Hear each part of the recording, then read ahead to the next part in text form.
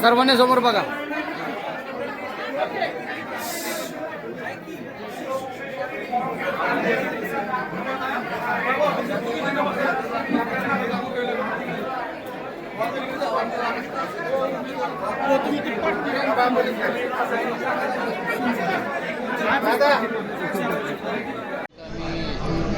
एकनाथ शिंदे साहेबांचा आभारी आहे.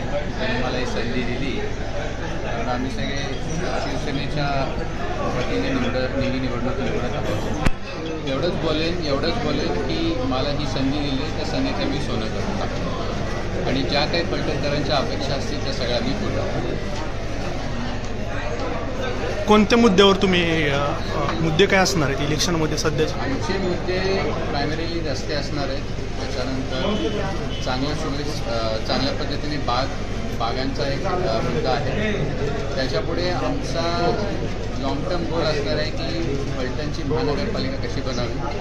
त्या प्रकारे त्या गोलच्याकडे बघायला त्या दृष्टिकोनातून आम्ही काम करायचं प्लॅनिंग करत आहोत. थँक्यू.